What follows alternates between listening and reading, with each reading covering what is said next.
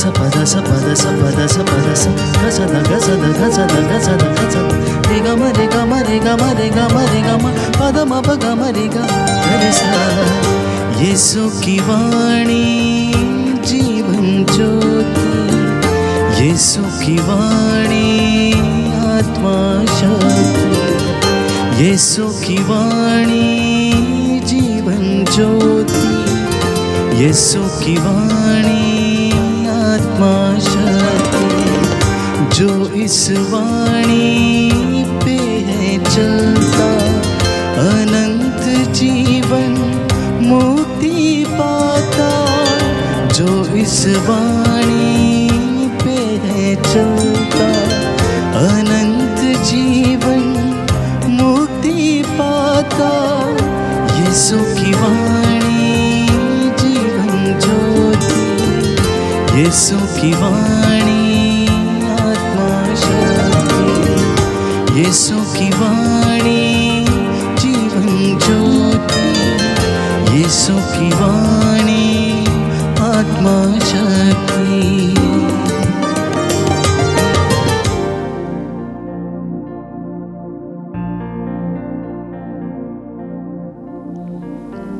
संत लूकस के अनुसार पवित्र सुसमाचार। एक दिन ईसा गनेसरेत की झील के पास थे। लोग ईश्वर का वचन सुनने के लिए उन पर गिरे पड़ते थे। उस समय उन्होंने झील के किनारे लगी 2 नावों को देखा। मछुए उन पर से उतरकर जाल धो रहे थे। ईसा ने सिमोन की नाव पर सवार होकर उसे किनारे से कुछ दूर ले चलने के लिए कहा। इसके बाद वे नाव पर बैठे हुए जनता को शिक्षा देते रहे। उपदेश समाप्त करने के बाद उन्होंने सिमोन से कहा, नाव गहरे पानी में ले चलो और मछलियां पकड़ने के लिए अपने जाल डालो। सिमोन ने उत्तर दिया, गुरुवर, रात भर मेहनत करने पर भी हम कुछ नहीं पकड़ सके, परंतु आपके कहने पर मैं जाल डालूंगा। ऐसा करने पर बहुत अधिक मछलियां फंस गईं और उनका जाल फटने को हो गया। उन्होंने दूसरी नाव के अपने साथियों को इशारा किया कि आकर हमारी मदद करो। वे आए और उन्होंने दोनों नावों को मछलियों से इतना भर लिया कि नावें डूबने को हो गईं। यह देखकर सिमोन ने ईसा के चरणों पर गिरकर कहा, प्रभु, मेरे पास से चले जाइए, मैं तो पापी मनुष्य हूं।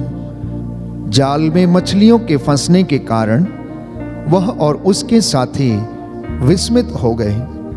यही दशा याकूब और योहन की भी हुई। ये जबेदी के पुत्र और सिमोन के साझेदार थे। ईसा ने सिमोन से कहा, डरो मत, अब से तुम मनुष्यों को पकड़ा करोगे।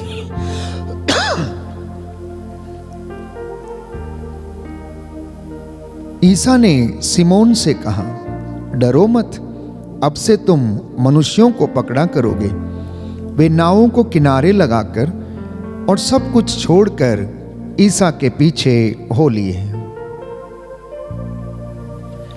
क्रिस्त में प्यारे भाइयों और बहनों, प्रभु यीशु के पवित्र और सामर्थी नाम में मैं आप सबकी सलामती की दुआ मांगता हूँ। आज के इस पवित्र दिन में प्रभु इन वचनों के माध्यम से आपकी हौसला अफजाई करें और पूरे दिन भर में अपनी आशीषों और बरकतों में आपको जीने का सामर्थ्य प्रदान करें। आज के इस पवित्र दिन में जो विश्राम का दिन है, प्रभु आपको, आपके परिवार को, आपके बच्चों को और आपके सारे कामकाज को ब्लेस करे। आज के तीनों पाठ जो हमने सुने हैं हमें परमेश्वर की बुलाहट के विषय में बताते हैं।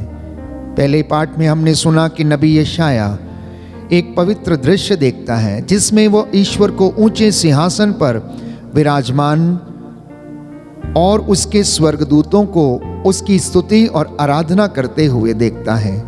ये स्वर्गदूत पवित्र पवित्र विश्वमंडल का प्रभु कहकर उसकी आराधना कर रहे थे। और नबी यशायाह लिखता है कि जब मैंने इन पुकारने वालों की आवाज़ से कुछ सुना और प्रवेश द्वार की नींव उससे हिल गई और जो मंदिर था वो धुएं से भर गया।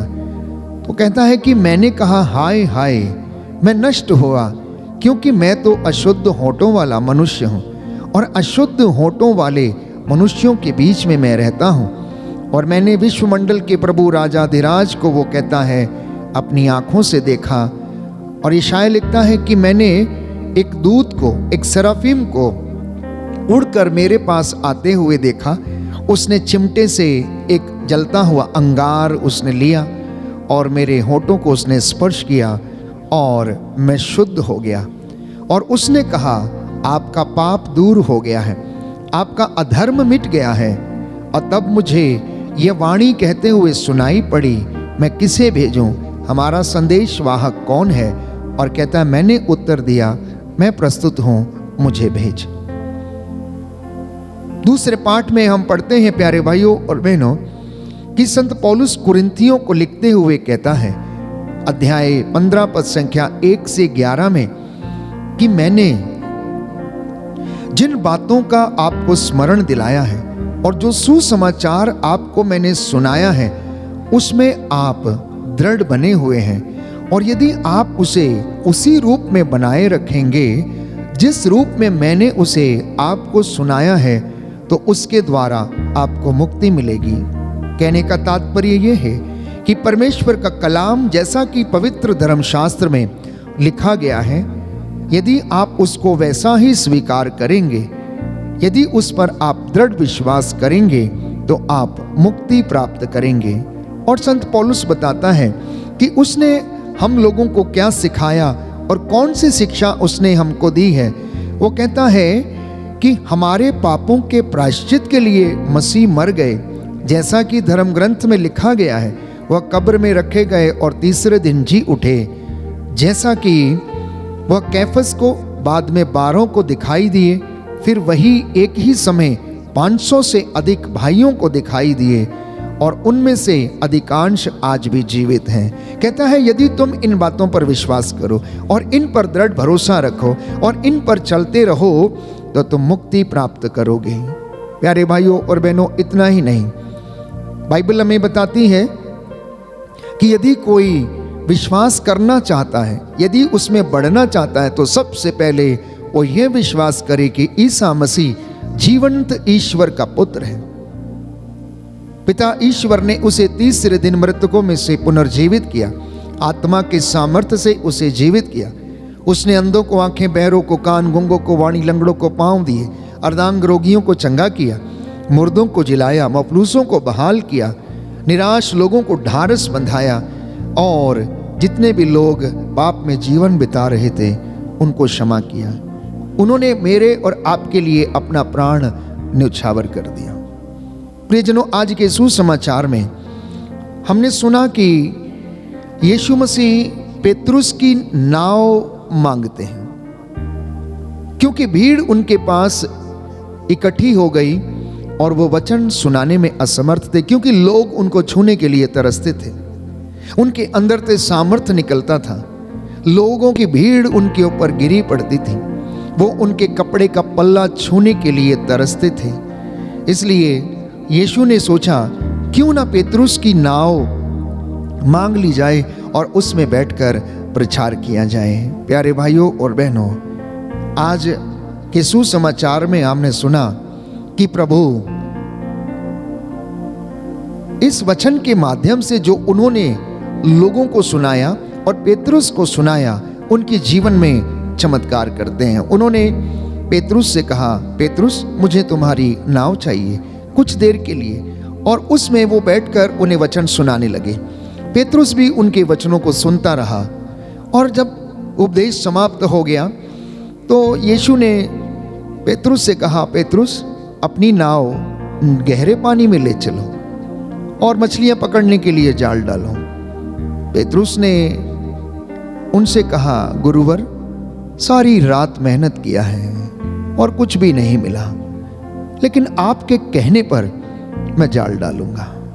मैं आपके कहने पर जाल डालूंगा। और उसने ऐसा किया। बाइबल कहती है इतनी मछलियां फंस गईं कि उनके जाल फटने को हो गया। उन्होंने अपने मित्रों को इशारा किया कि आकर वे उनकी मदद करें। प्यारे भाइयों और बहनों, पेतरुस के मन में पहले विश्वास नहीं था। शायद वो अपने टैलेंट पर भरोसा करता था, क्योंकि वो बचपन से मछुआरा था और हर तरकीब जानता था। मछली कहाँ मिलेगी, कौन सी क्वालिटी की मिलेगी, कितनी बड़ी मिलेगी, कितनी गहराई में मिलेगी, क्योंकि बचपन से ये मछुआरे थे। तैरना, तैराकी करना, समुद्र की गहराई को नापना, ये उनके रोजमर्रा की जिंदगी का काम था। लेकिन फिर भी प्यारे भाइयों और बहनों, उनका टैलेंट, उनकी प्रतिभा उस दिन उनके काम नहीं आई। वो बड़े निराश से सारी रात मेहनत किया है, लेकिन मछली नहीं मिली है। लेकिन यीशु का उपदेश पेतरुस ने सुना। जब उसकी नाव में बैठकर यीशु उन्हें अधिकार के साथ शिक्षा दे रहे थे, अबदूतों को डांट रहे थे, रोगियों को चंगा कर रहे थे, और इस तरीके के वो अधिकार के साथ पिता ईश्वर से प्राप्त शिक्षा उन्हें सुना रहे थे, तो पेतरुस के मन में विश्वास जाग आया। मैं समझता हूं कि उसने मन ही मन ये अवश्य सोचा होगा कि ये कैसा मनुष्य है, बड़े अधिकार के साथ बोलता है, इसकी वाणी में अधिकार है, इसकी वाणी में शिफा है, इसकी वाणी में हौसला है, इसकी वाणी में आशा है, इसकी वाणी में सांत्वना है, इसकी वाणी में अधिकार है, और ये जो कुछ भी कहेगा वो हो जाएगा। मैं समझता हूं कि पेतरुस के मन में उस वक्त ये विचार चल रहे होंगे, तभी उसने यीशु का कहना माना और नाव को गहरे पानी में लेकर चला गया और जाल डाला, और इतनी मछलियां फंस गईं कि उनका जाल फटने को हो गया। चमत्कार देखिए, जाल एक और नावें दो, जाल एक और नावें दो। उसको भी वो बड़ी मुश्किल से बाहर खींच कर लेकर आए। एक दूसरा संदेश आज के सुसमाचार में हमें मिलता है, और वो ये है कि प्रभु यीशु पेतरुस के विश्वास को और गहरा करना चाहते थे। तो गहराई में नाव को लेकर जाने का संकेत ये था कि पेतरुस, तुम्हें अपने विश्वास में गहरा होना है, तुम्हें अपने विश्वास की गहराई में उतरना है। देखो, मैं तुम्हें स्वर्ग राज्य की कुंजियां प्रदान करना चाहता हूं। तुम चट्टान हो, मैं इस पर अपना कलीसिया का निर्माण करना चाहता हूं, लेकिन उससे पहले तुम्हें विश्वास में दृढ़ होना पड़ेगा। तो ये पेतरुस की आध्यात्मिक यात्रा की बढ़ोतरी की ओर संकेत करता है। और उसके बाद हम जानते हैं कि जब इतनी मछलियां फंस गई, वे लोग असमर्थ थे उसको बाहर लाने के लिए, तो पेतरुस प्रभु यीशु से कहने लगा कि आप मेरे सामने से चले जाइए, क्योंकि मैं तो एक पापी मनुष्य हूं। मैंने अब तक अपने सामर्थ्य, अपनी प्रतिभा और अपने टैलेंट पर भरोसा किया है। हम में से कितने लोगों के अंदर, प्यारे भाइयों और बहनों, शिमोन वाला एटीट्यूड है, शिमोन का जैसा मनोभाव है। शिमोन जब तक वो पेतरुस नहीं बना, तब तक वो साधारण मनुष्य ही था, लेकिन जब उसके अंदर विश्वास जागृत हो गया तो वो पेतरुस बन गया। कभी कभी मैं और आप शिमोन के जीवन तक ही सीमित रहते हैं, पेतरुस बनने में हम असमर्थ रहते हैं। आज का वचन हमें संदेश देता है कि हमें पेतरुस बनने की आवश्यकता है, क्योंकि जब पेतरुस अपने विश्वास में दृढ़ हो गया तो यीशु ने उससे कहा, कैफा अर्थात पेतरुस, तुम चट्टान हो, और इस चट्टान पर मैं अपनी कलीसिया का निर्माण करूंगा। स्वर्ग राज्य की कुंजियां मैं तुम्हें प्रदान करता हूं, जिसके लिए पृथ्वी पर खोल दोगे स्वर्ग में भी खुला रहेगा, जिसका पृथ्वी पर निषेध करोगे स्वर्ग में भी निषेध रहेगा।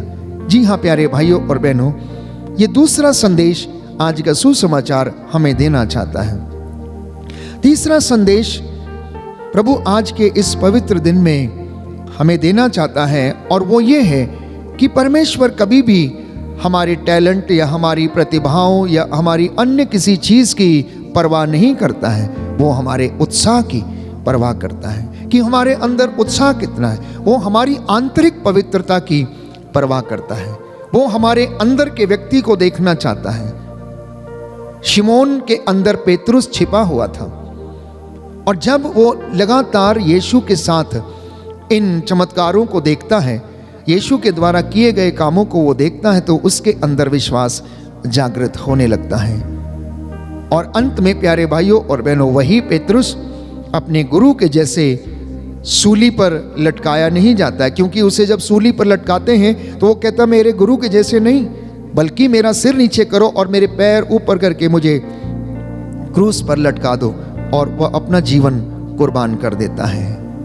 प्रियजनों, आज के इस पवित्र दिन में एक और मनन चिंतन का विषय हमें मिलता है, और वो ये है कि हम यदि विश्वास करें तो हम देखते हैं कि यीशु मसीह अपने सेवकाई में अधिकांशतः ऐसे लोगों को बुलाते हैं जो कि ज़्यादा पढ़े लिखे नहीं, जो ज़्यादा प्रतिभावान नहीं है। चाहे मूसा हो, चाहे पेतरुस हो, जबेदी के पुत्र याकूब और योहन हो, या फिर नबी यशाया हो, या कोई भी व्यक्ति, हमने देखा कि जिस जिस को परमेश्वर ने अपनी सेवकाई और हुजूरी में चुना, वो अपने आप में असमर्थ थे, लेकिन प्रभु उन्हें शुद्ध करता है, पवित्र करता है, सामर्थ्य प्रदान करता है। मूसा को जब उसने बुलाया तो उसने कहा कि मूसा, मैं इजराइलियों को मिस्र की गुलामी से छुड़ाना चाहता हूँ, तुम जाओ और उनका नेतृत्व करो। तुम फिरौन के पास जाओ और इजराइलियों को मिस्र देश से बाहर निकाल कर ले आओ। निर्गमन ग्रंथ अध्याय 3 पद संख्या 11 में हम पढ़ते हैं। मूसा कहने लगा, मैं कौन होता हूँ जो इन इजराइलियों को मिस्र की गुलामी से छुड़ा कर लाऊं, क्योंकि मुझे तो बोलना ही नहीं आता है। मैं तो बोलने में समर्थ नहीं हूं, मैं तो तुतलाता हूं। मैं ये काम कैसे कर सकता हूं? मैं फिरौन के सामने कैसा खड़ा होऊंगा? मैं उससे क्या कहूंगा जाकर? और अगले वचन में निर्गमन ग्रंथ अध्याय 3 पद संख्या 12 में आप पढ़ेंगे कि प्रभु ये कहता है, मैं तुम्हारे साथ रहूंगा, मैंने तुमको भेजा है। कहता मैं तुम्हारे साथ रहूंगा क्योंकि मैंने तुमको भेजा है। तुम मेरा काम करने के लिए जा रहे हो, अपना काम करने के लिए नहीं जा रहे हो। इसलिए यदि तुम मेरा काम करोगे तो मेरा सामर्थ्य तुम्हारे साथ होगा। इतना ही नहीं, प्रभु यीशु आश्वासन भी देते हैं कि चिंता मत करना। अपने शिष्यों से कहते हैं, जब वे तुम्हें अदालत के हवाले कर देंगे तो यह चिंता नहीं करोगे कि हम कैसे बोलेंगे और क्या कहेंगे, क्योंकि बोलने वाले तुम नहीं हो, बल्कि पिता का आत्मा है जो तुम्हारे द्वारा बोलता है। तो ईश्वर मनुष्य की कमजोरी को सामर्थ्य में बदल देता है। ये उनके वचनों में सामर्थ्य है। मेरे और आपके लिए ये आश्चर्यचकित की बात हो सकती है, लेकिन आप विश्वास करना कि परमेश्वर जीरो से हीरो बनाने वाला परमेश्वर है। जहां कुछ नहीं है वहां उत्पन्न करने वाला परमेश्वर है। हम उस परमेश्वर की आराधना करते हैं जिसने चिन्ह और चमत्कार दिखाए। इब्राहिम, इसहाक और याकूब के ईश्वर जो हमें दिन रात संभालता है और हमारी दुर्बलताओं में हमें सहायता प्रदान करता है। क्योंकि कुरिन्थियों के दूसरे पत्र अध्याय 12 पद संख्या 9 में हम पढ़ते हैं, प्रभु का वचन कहता है, मेरी कृपा तुम्हारे लिए पर्याप्त है, क्योंकि तुम्हारी दुर्बलता में मेरा सामर्थ्य पूर्ण रूप से प्रकट होता है। सच है प्यारे भाई और बहनों, जब जब हम दुर्बल हैं तब तब हम बलवान हैं, क्योंकि हमारी दुर्बलताओं में जब हम उसे याद करते हैं तो उसका सामर्थ्य प्रकट हो जाता है। तो आज के इस पवित्र दिन में प्रभु हम चुने हुए दासों से, प्रचारकों से, अभिषिक्त किए गए लोगों से, कॉन्सेक्रेटेड लोगों से ये बात करना चाहता है इस वचन के माध्यम से कि अपनी नाव गहरे पानी में ले चलो, अपने विश्वास की गहराई में उतरो, अपने आध्यात्मिक जीवन की गहराई में उतरो, और तब देखो कि मेरी महिमा और मेरा सामर्थ्य किस तरह से प्रकट होता है। आज का एक और बहुत सुंदर और महत्वपूर्ण संदेश ये है प्यारे भाइयों और बहनों कि आप अपनी नाव यीशु मसीह को देना। आपकी नाव क्या है? आपकी नाव आपका घर है, आपकी नाव आपका बिजनेस है, आपकी नाव आपकी संस्था है, आपकी नाव आपके बच्चे हैं। और जब प्रभु यीशु के कदम आपके घर में जो नाव के रूप में हमारी जिंदगियों में है उस पर पड़ेंगे तो प्यारे भाइयों और बहनों सब कुछ अच्छा हो जाएगा। क्या आप तैयार हैं? क्या आप तैयार हैं अपने घर को प्रभु को समर्पित करने के लिए? क्या आप तैयार हैं अपने कामकाज का वो प्रभु को देने के लिए? तो विश्वास करना कि वो महान चिन्ह और चमत्कार आपकी जिंदगी में करेगा। और पेतरुस बनने का पूरा पूरा प्रयास करना, शिमोन तक सीमित नहीं रहना, शिमोन तक सीमित नहीं रहना प्यारे भाइयों और बहनों, केवल भक्त तक सीमित नहीं रहना। भक्त से आप शिष्य बनने की कोशिश कीजिएगा, और जब शिष्य बन जाते हैं तो शिष्य बनने के बाद प्रेरित बनने की कोशिश कीजिएगा। और जब आप प्रेरित अर्थात अपोस्टल बन जाते हैं तब आप संत बनने की कोशिश करिए। और जब संत बन जाते हैं तो अपने जीवन को समर्पित करते हुए प्रभु के लिए, शहादत के लिए तैयार होने का प्रयास कीजिएगा। ये आज का संदेश है।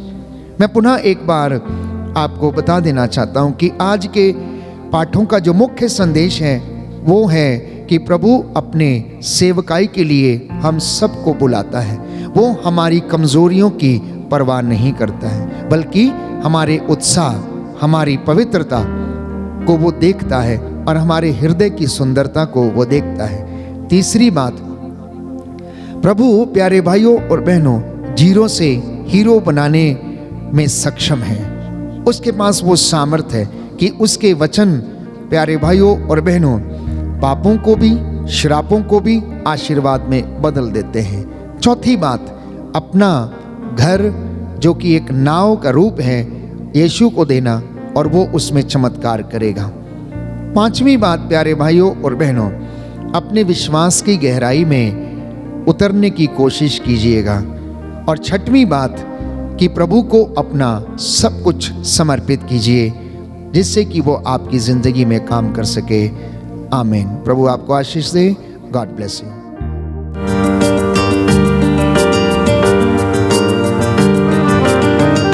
यीशु की वाणी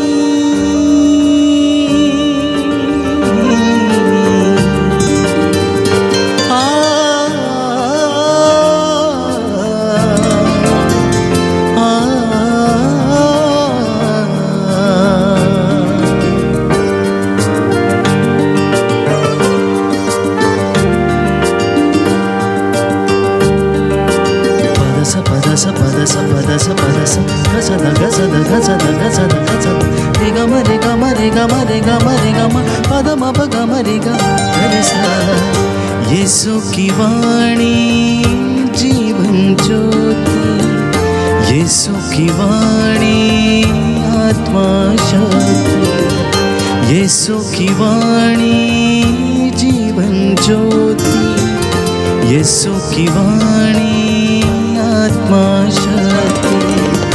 जो इस वाणी पे है चलता अनंत जीवन मुक्ति पाता। जो इस वाणी पे है चलता अनंत जीवन मुक्ति पाता। यीशु की वाणी जीवन ज्योति, यीशु की वाणी आत्मा शक्ति, यीशु की वाणी जीवन ज्योति, यीशु की